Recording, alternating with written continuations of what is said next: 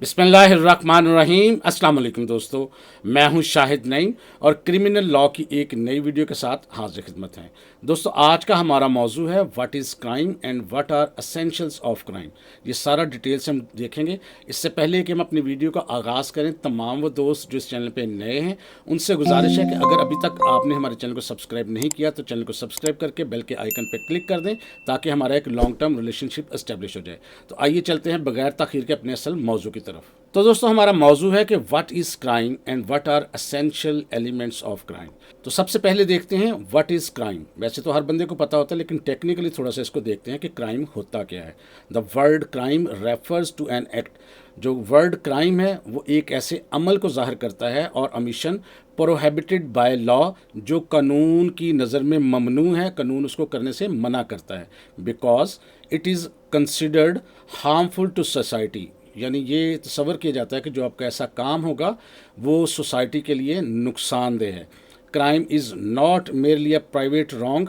ये सिर्फ एक प्राइवेट रॉन्ग नहीं है अगेंस्ट एन इंडिविजुअल, जो किसी ख़ास फ़र्द के ख़िलाफ़ हो, but also a public wrong, बल्कि ये एक पब्लिक रॉन्ग होता है against the state and the community, जो पूरी स्टेट के ख़िलाफ़ और कम्युनिटी के ख़िलाफ़ होता है। Therefore, the state prosecutes offender in criminal courts। लिहाजा जो स्टेट होती है वो क्रिमिनल जो होता है बंदा उसको प्रोसिक्यूट करती है, यानी उसके खिलाफ मुकदमात चलाए जाते हैं क्रिमिनल कोर्ट्स के अंदर। And imposes punishments in order to maintain peace and social order. और मुआशरे के अंदर अमन व अमान की सूरत हाल को बरकरार रखने के लिए ऑफेंडर को सज़ाएँ तजवीज़ की जाती हैं क्रिमिनल कोर्ट्स के ज़रिए।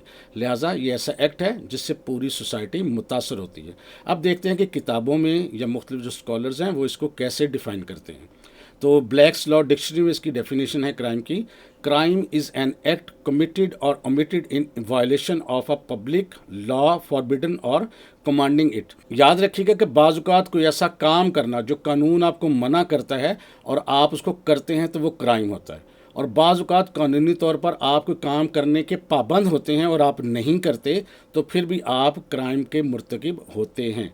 इसलिए ये याद रखना है कि बाज़ औक़ात आप कोई काम करके क्राइम करते हैं और बाज़ औक़ात आप कोई काम ना करके क्राइम जो है कर रहे होते हैं। इसी तरह ऑस्टिन कहता है crime is a wrong pursued by the sovereign और हिज सबॉर्डिनेट। बहरहाल ये तो डेफिनेशंस थी। अब पाकिस्तान में क्या सिचुएशन है।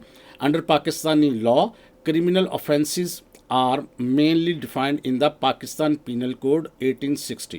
यानी जो ऑफेंसेस हैं, जो क्राइम हैं, जो रॉन्गफुल एक्ट हैं, वो कहाँ डिफाइन किए गए हैं? पाकिस्तान पीनल कोड के अंदर, और उसको हम पीपीसी भी बोलते हैं। Which contain provisions related to offences, जिसके अंदर दफ़ात हैं, प्रोविजंस हैं जो ऑफेंसेस से रिलेट करती हैं अगेंस्ट द स्टेट, जो स्टेट के ख़िलाफ़ होते हैं, ह्यूमन बॉडी के ख़िलाफ़ होते हैं, किसी के प्रॉपर्टी के ख़िलाफ़ होते हैं, मज़हब के ख़िलाफ़ होते हैं, या मोरालिटी के ख़िलाफ़ होते हैं। इस पर पूरी डिस्कशन हो सकती है जो हम बाद में इंशाल्लाह ताला मज़ीद इस पर देखेंगे। अब हम देखते हैं कि एसेंशियल्स ऑफ क्राइम होते क्या हैं, यानी कौन कौन से जुज़ होंगे, कौन कौन से एलिमेंट होंगे किसी चीज़ के अंदर, तो फिर वो क्राइम होगा। इसको बारी बारी देखते हैं। सबसे पहले है ह्यूमन बीइंग, यानी इंसान होगा तो क्राइम होगा। कोई जानवर हो या कोई ऐसा बेजान चीज़ है वो तो क्राइम नहीं कर सकती। तो पहला एलिमेंट क्या है कि ह्यूमन बीइंग कमिट करने वाला हो। The first essential element of crime is the existence of a human being capable of committing a criminal act. तो सबसे पहले बात यह है कि ह्यूमन बीइंग एग्जिस्ट करता हो, मौजूद हो, जो इस चीज़ की अहलियत रखता हो कि वो क्राइम कमिट कर सकता है। मॉडर्न लॉ क्या कहता है? However recognise the corporations and companies may incur criminal liability for offences committed through their officers और एम्प्लॉयज़। इसी तरह जो कंपनीज होती हैं या कॉरपोरेशंस होती हैं वो नॉर्मली तो इंसान नहीं होती, लेकिन वो इंसान की तरह ही ट्रीट होती हैं।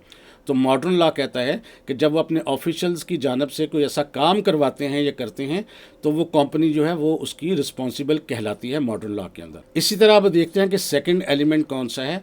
वो है एक्टिस राइस, यानी गलत काम, गिल्टी एक्ट, यानी wrongful act. The second essential element of a crime is actus reus, which means the unlawful act, omission or conduct prohibited by criminal law। यानी ऐसा काम जो कानून ने मना किया हुआ है और किसी ने वो किया, यानी गलत काम जब करना होता है तो वो जो चीज़ है वो भी इसका एक एलिमेंट है। Criminal law does not punish a person merely for evil thoughts.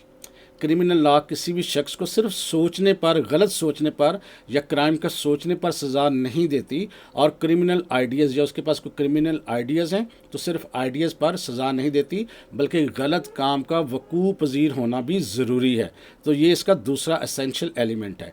There must be a some outward conduct showing commission of the offence. वहाँ पर ऐसा कंडक्ट भी होना चाहिए जो ये शो करता हो कि इसने ये ऑफेंस कमिट किया है। सिर्फ ज़ुबानी चीज़ या सोच में होना ज़रूरी नहीं है, उसका अमली तौर पे वकूअ पजीर होना भी ज़रूरी है।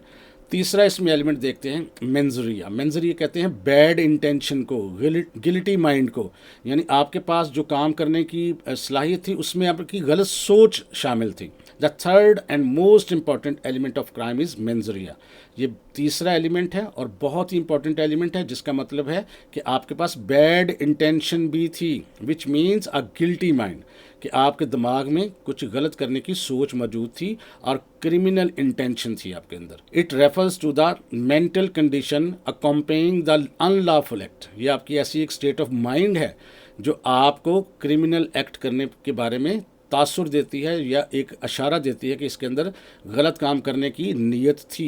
मेंजरिया is the foundation of criminal responsibility. मेंजरिया जो है क्रिमिनल रिस्पॉन्सिबिलिटी की फाउंडेशन है, बुनियाद है, because criminal law generally punishes intentional wrongful doing rather than innocent conduct. क्योंकि जो पनिशमेंट होती है वो हमेशा गलत नीयत से कोई काम किया गया हो तो होती है, हादसाती तौर पर, या आपने कोई जायज़ काम किया और उसके दौरान आपसे गलत काम हो गया तो उस पर नॉर्मली सज़ा नहीं होती, लेकिन इसको बताना पड़ता है, साबित करना पड़ता है कि फ़लाँ शख्स गिल्टी माइंडेड था या नहीं था। तो चौथा एलिमेंट हम देखते हैं कोकरेंस ऑफ एक्टिस रॉइस एंड मेंजरिया, यानी दोनों चीज़ों का मजमुआ देखना होता है अपने, कि यहाँ पर गिल्टी माइंड भी था और गलत काम भी वकूअ पजीर हुआ है। दोनों में से अगर एक चीज़ मिसिंग होगी तो ये ज़रूरी नहीं है कि फिर उसको सज़ा दी जाए या क्राइम कमिट हुआ हो। An important principle of criminal law is that the guilty act and guilty mind, यानी गिल्टी एक्ट भी हो और गिल्टी माइंड भी हो, मस्ट जनरली एग्जिस्ट टुगेदर। ये आम तौर पे दोनों इकट्ठे मौजूद हैं। Merely intention without action is not punishable. सिर्फ अगर आपकी नीयत गलत थी तो और एक्शन आपका कुछ नहीं था तो फिर पनिशेबल नहीं है। एंड एन एक्सीडेंटल और without criminal intention may also not amount to crime. इसी तरह अगर आपने कोई काम किया जिसमें आपकी क्रिमिनल इंटेंशन नहीं थी, इनोसेंटली आपने कोई काम किया और हादसाती तौर पर कोई काम वकूअ पजीर हो गया जो क्राइम था, तो ऐसी सूरत में भी पनिश से आप बच सकते हैं, ये चीज़ क्राइम नहीं होगी। लेकिन बहरहाल इसको साबित करना कोर्ट में बहुत मुश्किल होता है। बहरहाल एक एलिमेंट है कि जब तक ये दोनों चीज़ें इकट्ठी मौजूद नहीं होगी किसी को पनिश नहीं किया जा सकता। इसी तरह जी पांचवी चीज़ है injury to an other person और सोसाइटी। किसी शख्स को या सोसाइटी को कोई इंजरी पहुंची हो, नुकसान पहुंच रहा हो, और इंजरी सिर्फ ज़ख़म की सूरत में नहीं होती, ये आपकी प्रॉपर्टी को भी हो सकती है, किसी रिलीजन को भी हो सकती है, किसी की मोरालिटी को भी नुकसान हो सकता है। ये आगे देखते हैं। Another essential element of crime is the existence of injury. किसी को नुकसान पहुंचा हो, हार्म और damage. Crime generally affects the either, यानी क्राइम कब होता है जब किसी चीज़ में इंजरी पहुंची, किसको पहुंची हो, एंड इंडिविजुअल, किसी फ़र्द को पहुंची हो, उसकी प्रॉपर्टी को पहुंची हो, सोसाइटी को पहुंची हो, मज़हब, रिलीजन या मज़हब को पहुंची हो, मोरालिटी को पहुंची हो, पब्लिक पीस मुतासर हुआ हो, या स्टेट की जो सिक्योरिटी है वो दाव पे लग जाए, तो फिर हम कहते हैं ये क्रिमिनल एक्टिविटी है या क्राइम है। अब इसका आखिरी जो है पनिशमेंट प्रिस्क्राइब्ड बाय लॉ। जो भी काम गलत हुआ है, रॉन्गफुल एक्ट कमिट हुआ है, उसकी कोई ना कोई पनिशमेंट होनी चाहिए कानून के अंदर। अगर किसी चीज़ की कानून के अंदर पनिशमेंट नहीं है तो फिर वो क्राइम भी नहीं है। An act can not be treated as a crime. किसी भी चीज़ को उस वक्त तक, किसी भी काम को उस वक्त तक क्राइम नहीं ठहराया जा सकता unless the law prescribes punishment for it, तब तक कि जब तक कानून में उसकी कुछ सज़ा मुतय्यन ना कर दी गई हो। Criminal offences and penalties must be clearly defined by law before hand, यानी जो भी गलत काम होना होता है उसको कानून में पहले से दर्ज किया गया हो कि अगर ये काम होगा तो फिर उसकी पनिशमेंट है। The Pakistan penal code prescribes punishment such as, Pakistan penal code में बेशुमार पनिशमेंट्स है जिसको हम तफसील में देखेंगे, जिसमें डेथ भी हो सकती है, इम्प्रिजनमेंट भी हो सकता है, फाइन भी हो सकता है, किसास हो सकता है, दियत हो सकती है, बेशुमार चीज़ें हैं। तो ये सारी चीज़ें बारी बारी हम इंशाल्लाह ताला नेक्स्ट जब इस टॉपिक पे आएंगे तो उसको तफसील से डिस्कस करेंगे। आज का हमारा मौजू सिर्फ और सिर्फ ये था कि क्राइम क्या है, उसकी डेफिनेशन क्या है और उसके कौन से एसेंशियल एलिमेंट्स हैं जिनकी मौजूदगी के अंदर हम कह सकते हैं कि कोई एक्ट जो है वो क्राइम है या नहीं है। ये वो 6 पॉइंट्स हैं जो आपको याद रखने हैं और ये पॉइंट इम्तिहानी नुक्ता नज़र से भी बहुत अहम है।